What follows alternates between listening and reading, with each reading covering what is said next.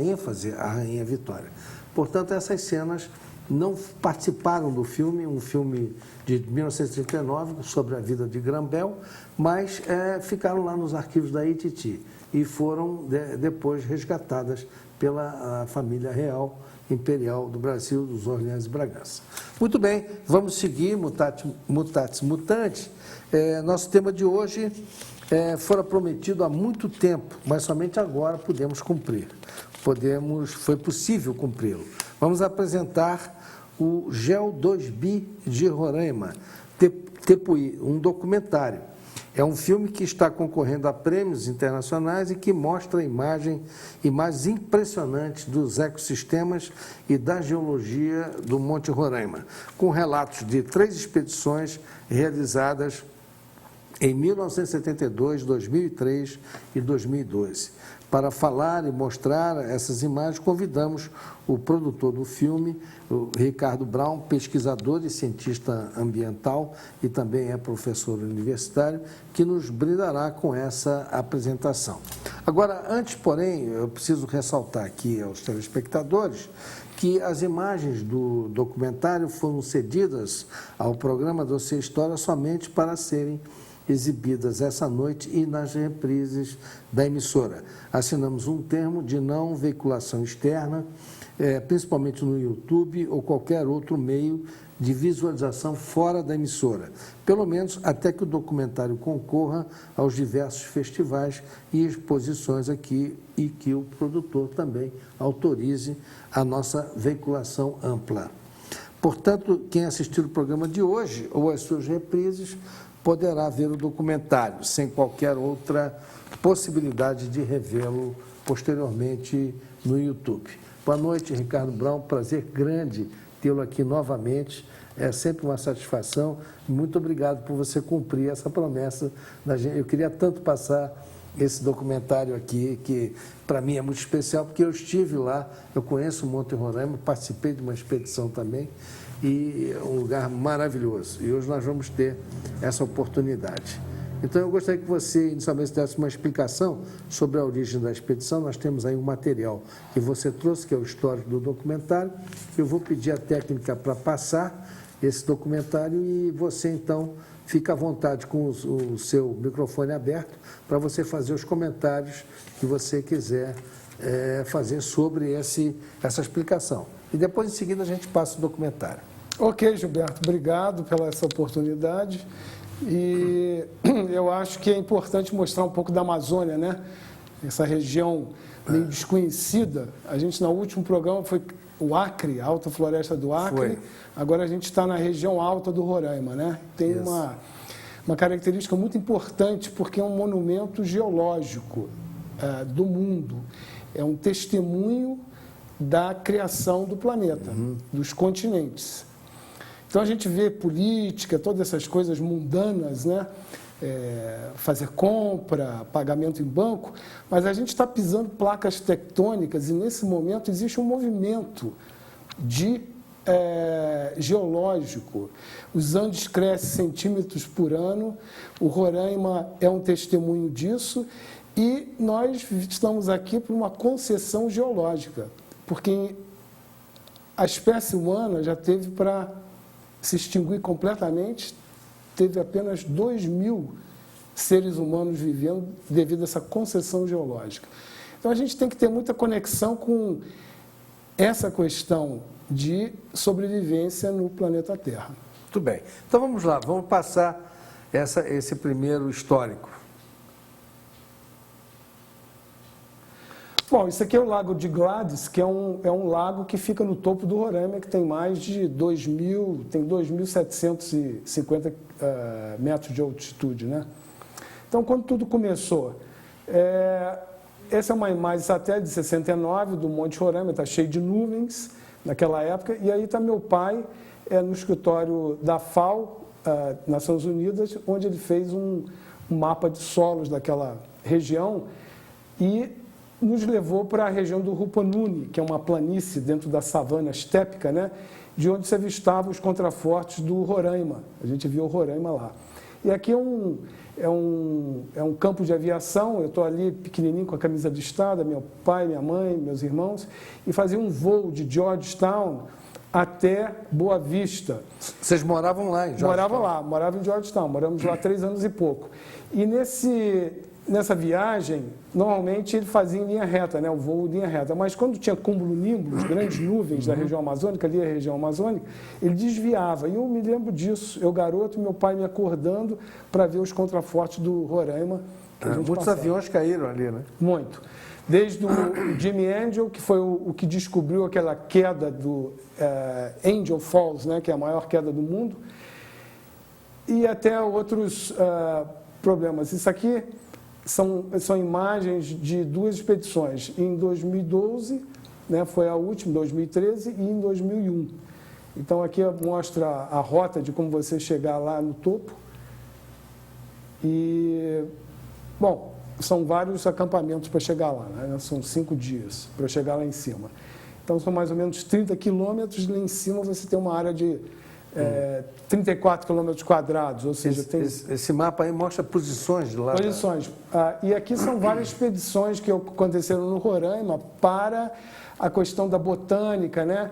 Então, diversos descobriram esse sapinho que ocorre também na África, que não evoluiu muito. E essas expedições, uma delas inspirou o Sir Arthur Conan Doyle, né, que foi o escritor da Mundo Perdido.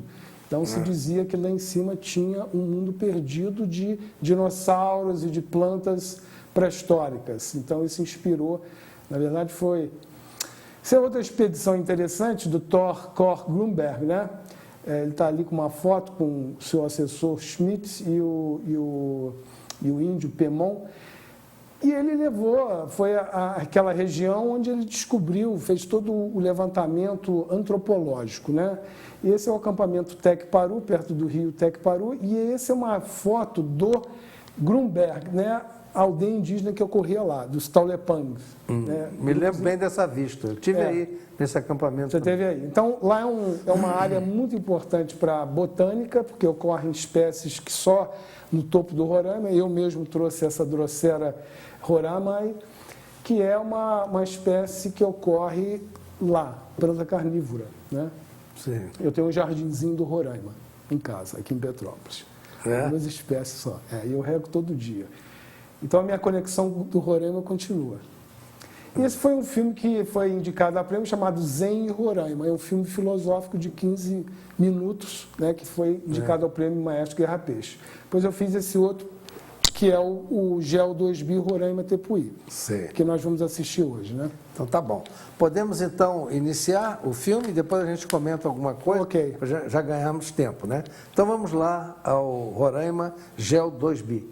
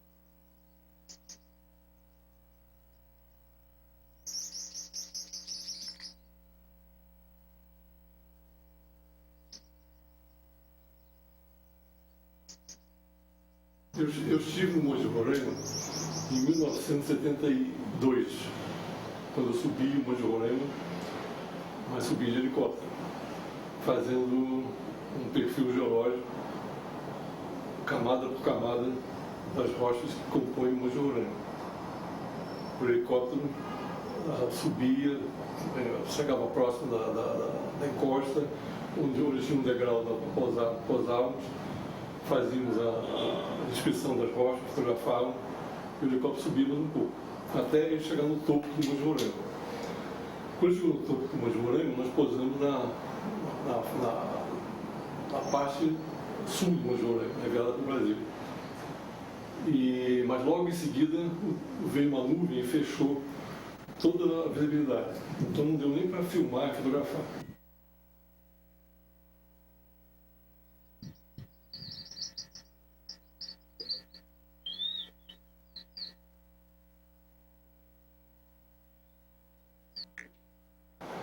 Fizemos um levantamento no Monte Roraima com uma equipe de 9 geólogos. Esse levantamento levou 6 anos para ser feito e resultou em 10 volumes de relatório e 12 mapas, que está arquivado hoje no DNPM.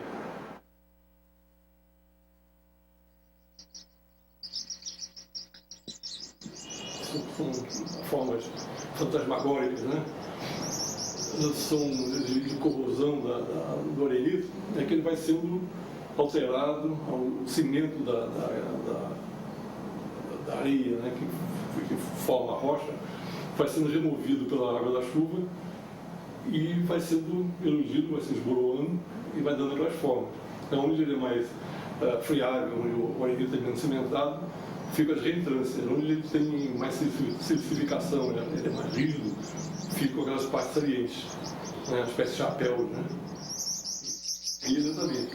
Também, o continente se afastando, ele começou a comprimir o fundo do Oceano Pacífico, que começou a formar uma série de dobras, que é os Andes, né? O continente foi se dobrando, sendo apertado, e a tendência do continente é se afundar em direção aos Andes e levantar em direção ao Atlântico. Nesse momento é que houve um grande surgimento do Roraima, que ele começou a ser aqui, a chegar à altitude que ele está atualmente, né? Tem também aqueles canais enormes, né, que são a fratura na rocha, que são permeadas pela água da chuva, que vai penetrando, vai formando um vale, um corte profundo, né, e ele é todo cortado por essas fendas enormes, né, que formam um verdadeiro labirinto no Monte Roraima.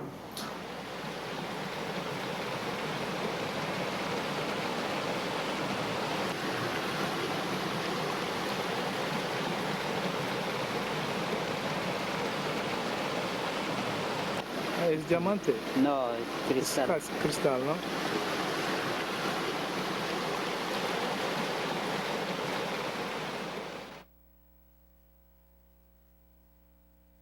O Roraima, uma das peculiaridades do Roraima é a corrida de diamantes.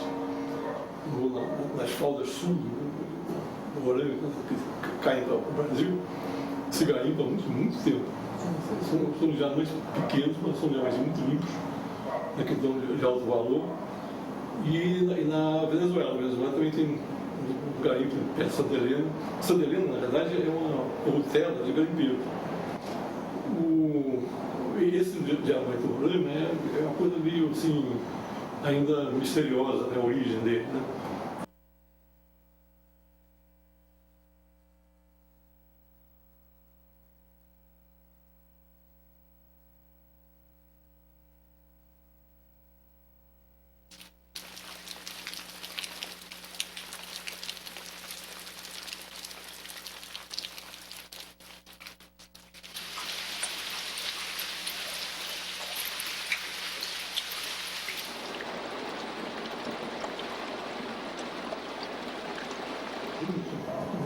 Paisagístico em torno do Monte Roraima é uma das coisas mais lindas do Brasil.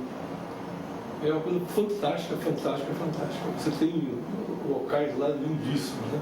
Com aqueles rios descendo pelas serras de Eremil, formando piscinas imensas, né? De água limpinha, azul. A vegetação também, em certos lugares, é floresta. De repente, a floresta termina bruscamente e começa a aparecer campo cerrado, com a vegetação típica de campo cerrado. Então, a variabilidade da vegetação, os aspectos paisagísticos são fantásticos. Se conhece muito pouco. Quer dizer, na realidade, se divulga muito pouco da paisagem do Roraima.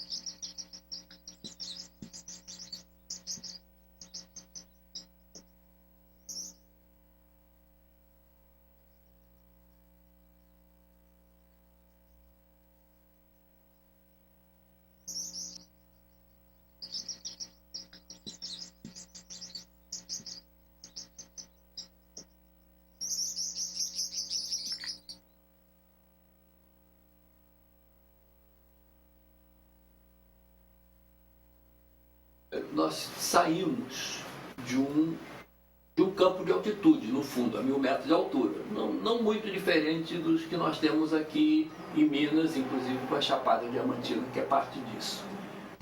E aí nós passamos para um segundo ecossistema e depois para um terceiro.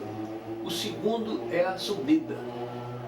Então a encosta é um lamaçal só. Durante o ano todo, chove o ano todo, tem lama o ano todo, a gente sobe pendurado nos cipós, nas pedras, é muito difícil, uma das subidas mais árduas que eu já fiz, 1.700 metros de subida num dia, no meio do atoleiro.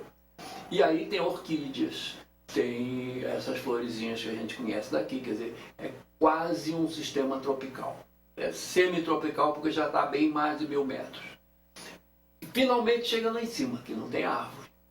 Só tem plantas rasteiras, epífitas e praticamente não tem terra.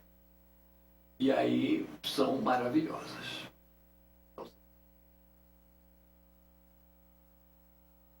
É uma riqueza muito grande de formas, que aquelas pedras, aquelas rochas, tem todas as formas que a gente possa imaginar e não imaginar também.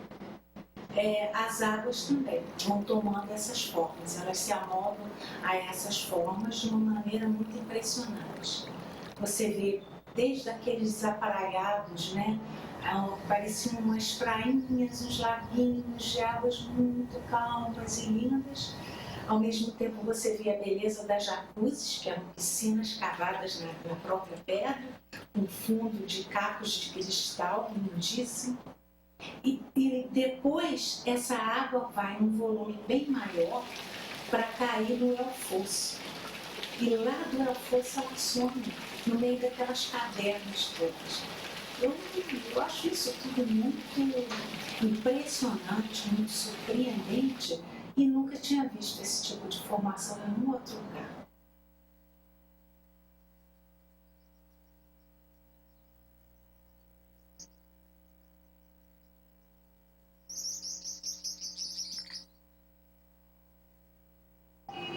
Essa formação toda, das pedras, das plantas delicadíssimas, tinham plantas delicadíssimas, com flores lindíssimas e tudo parecia que tinha sido ajardinado cuidadosamente por um paisagista e não era bem assim a natureza que tinha.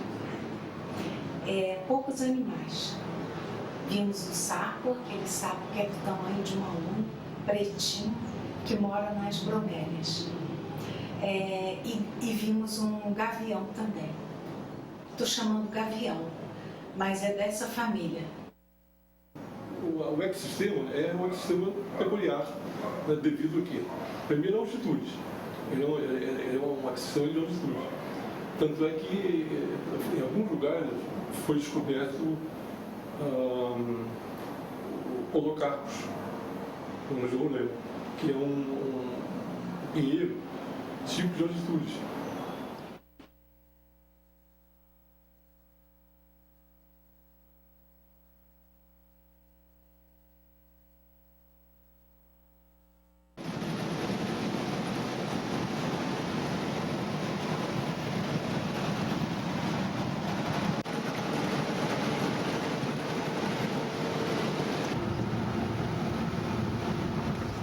O Roraima, lá em cima, é uma ecologia extremamente vulnerável. Extremamente vulnerável. É um clima complicado, volátil, e as plantinhas que estão lá, que são maravilhosas, não aguentam muita botina. O que protege o Roraima, é a razão errada sempre, mas é o que protege, é a distância. Acrescido da dificuldade, porque são 3 dias a pé para chegar lá, fora a dificuldade de chegar no interior da Venezuela e o preço. Então, esse fator de dificuldade é uma santa proteção para o Roraima.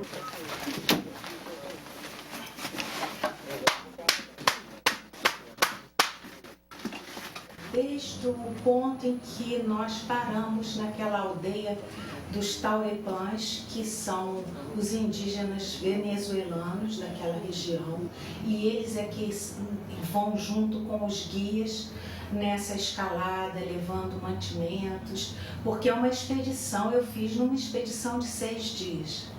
Foram 6 dias de caminhada e de subida, para ir e para voltar. Então, tem que armar acampamento, tem que desarmar acampamento, e eles foram fundamentais para que isso tudo pudesse acontecer da maneira boa como aconteceu. Além de eles serem gentilíssimos, cuidadosos e ótimas companhias, né? Então, essa gente do lugar me impressionou muito, e me impressionou muito como eles estavam de acordo com aquele sistema geográfico todo.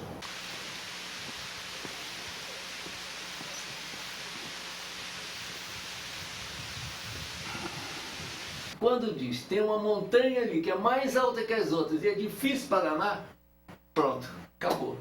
Aí a tentação é mais forte.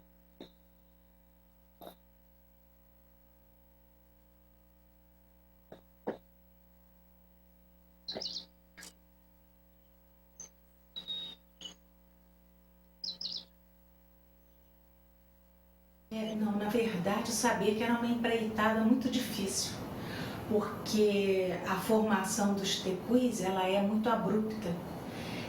Não vem sendo uma subida tênue até chegar lá em cima.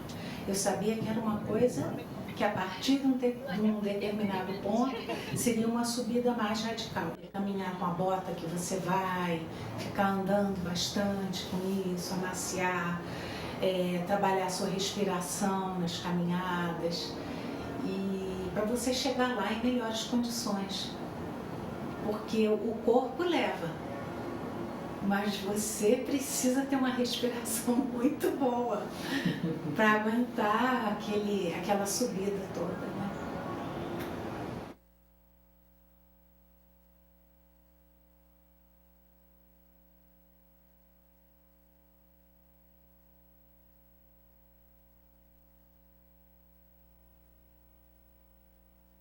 O Roraima é muito especial.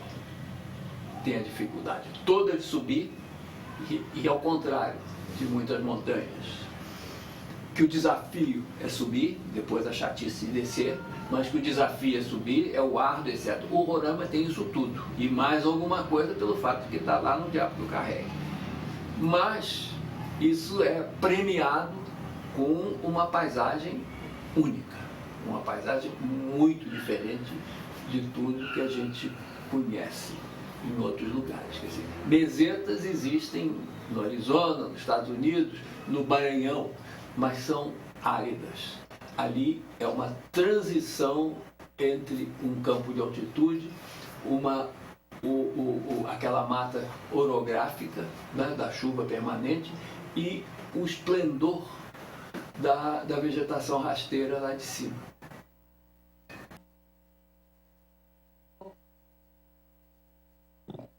Por otro lado, donde hay agua está limpia.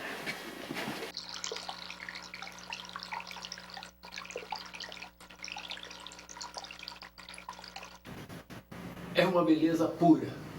O ar é estupidamente limpo. A meteorologia é de uma... Não, mal dá tempo de botar o casaco quando começa a chover e já vem o sol de novo. Venta, para, abre o sol, cai a chuva, numa sucessão de 15 minutos, meia hora, cada coisa acontece. E a vegetação naquele topo, que é relativamente plano, é extraordinária. É uma variante das plantinhas que eu vejo aqui em Minas, nos campos de altitude, mas é diferente. Meio na água, tem umas pocinhas assim da chuva, e ali nascem aquelas plantas praticamente sem terra e sem raiz. É de uma beleza fulgurante. Eu acordei, saí da barraca, sol. Antes de fazer pipi, eu aqui fui correndo. Desci desabalado a descidinha que tinha ali, abri máquina, fiz 2 filmes de 36 em 15 minutos. No 20º minuto já estava quase chovendo. Então, é a hora. É maravilhoso, a vista é linda, inclusive porque tem o irmão dele do lado, tem o Tepuy do lado, que é do mesmo tamanho dele, e está proibido de subir. Então, é maravilhoso. Como se fuera agarrándome abrazando la espalda y tú vas bajando como... Sí, sí, así, exactamente. Porque por essa dificuldade de acesso, é um lugar que não foi mexido na sua natureza básica, essencial. O que move as diferenças no Monte Roraima são os próprios ventos do lugar, as águas do lugar, as questões ambientais daquele lugar.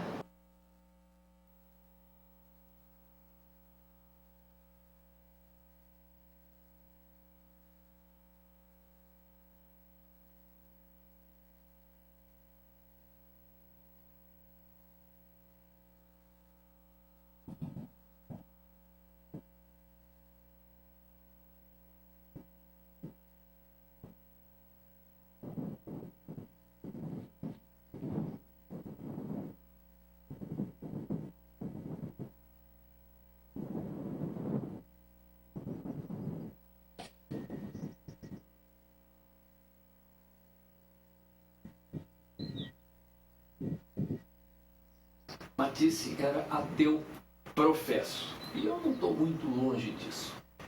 Quando Matisse pintou a capela de Longchamp, na França, e que ele pintou aqueles santos maravilhosos, alguém perguntou a ele, mas nessa hora que você estava pintando o santo, você era ateu? Eu disse, não, nessa hora não. Então, é mais ou menos a mesma coisa. Nessa hora, fotografando aquelas plantinhas, olhando aquela vista, caminhando naquela paisagem completamente diferente de tudo que a gente conhece. É meio na direção de uma experiência mística parecida com a do Matisse.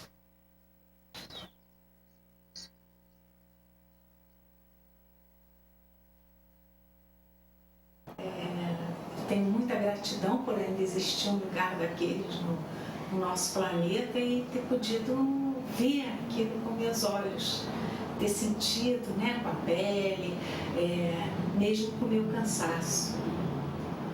E valeu muito a pena, foi muito bom, foi uma experiência das mais bonitas que eu já tive.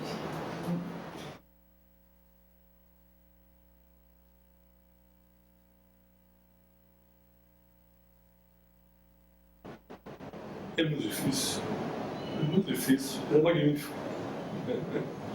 É muito difícil.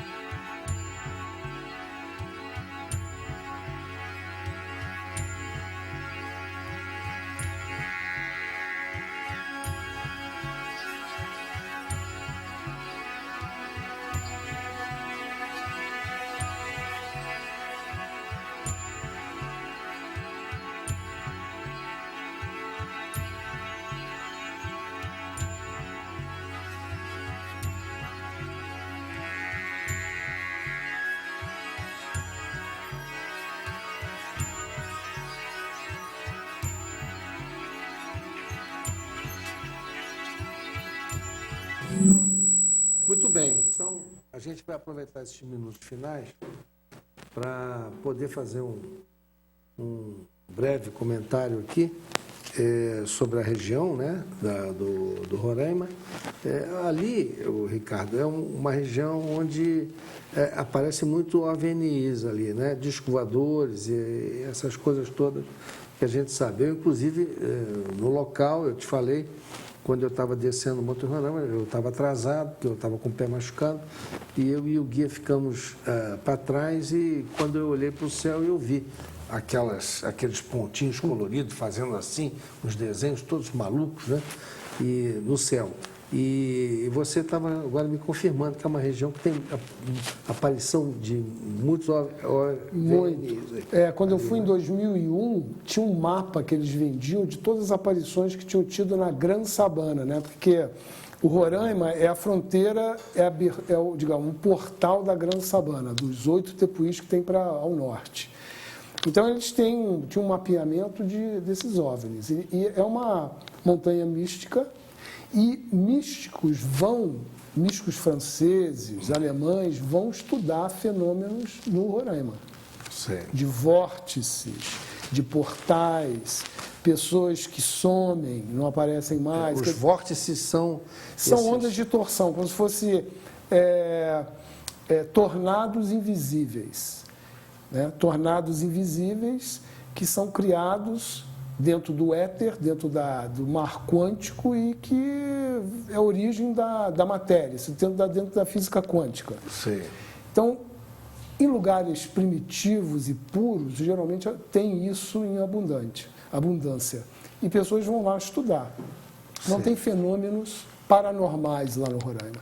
Então, eu te pergunto o seguinte, isso tem alguma relação de causa e efeito com aqueles desaparecimentos de navios, aviões, que acontece ali na área do Caribe? Justamente. Tem um mapeamento que foi feito dos locais onde ocorrem muitos vórtices, e o Caribe é um deles. Tem um vórtice de Oregon, em que você fica lá no Oregon, nos Estados Unidos, fica 2 pessoas. Uma pessoa fica de um lado e a outra do outro. Uma fica maior que a outra. Então, isso é toda uma ciência, né? Que não é normal dentro do nosso dia a dia, mas que lá no Roraima ocorre isso, por isso que deve ter... Você viu esse fenômeno aí que você enxergou algo que não é normal. Eu subi o Roraima com os macuxis. Então, como foi final de ano e a nossa expedição tinha 20 pessoas, mais ou menos, e eles pediram para que não fizesse barulho, etc., porque... ali é o lugar dos deuses deles, né? Onde eles estão, e eles não gostam de barulho.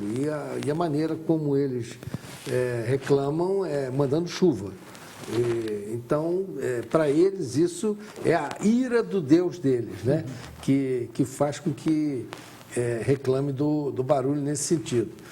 Mas a explicação científica para isso é que ali é uma região tão sensível que, se você fizer algum barulho, aquele barulho causa precipitação por um fenômeno físico, né? Você já tinha ouvido alguma coisa a esse respeito?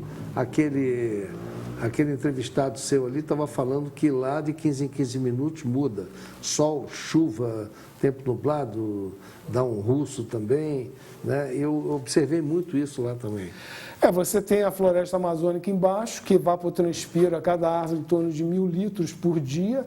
Aquilo forma nuvens, sobe e precipita no Roraima. Do lado da Venezuela está desmatado, mas do lado da Guiana é bem conservado, do lado brasileiro também. Os macuxis não revelam o caminho para subir o Roraima pelo Brasil. Então, você sobe só pela Venezuela. E essa coisa mística... Então, eles têm um segredo do caminho pelo Brasil. Tem o caminho do segredo. Tem o segredo do caminho. Você não sobe por lá. Os macuxis são fechados. Canaimé, eles têm uma crença, uma energia especial. Eles não revelam. Porque é uma área... mística e religiosa para eles, quer dizer, eles reveram aquela... de muita reverência, né? E pelo lado do Brasil, ali na Raposa Serra do Sol, você não tem acesso ali. Hoje você não pode nem mais entrar ali, né? Tem minerais de grande valor que os países, Estados Unidos, Europa, têm muito interesse. Então, as ONGs chegam primeiro, fecham o sistema e aí os pesquisadores vêm para fazer qualquer tipo de pesquisa em território brasileiro. Existe uma estratégia nisso, né? Quer dizer, é nosso e não é nosso. O que é nosso, na verdade, né? O planeta é uma coisa só. Então, de quem é? Nós estamos aqui, você vê, o Roraima surgiu antes de qualquer ser humano ou ser vivo habitar a Terra. E possivelmente ele continuará lá e nós já estaríamos extintos. Então, tem que ter essa visão maior, né?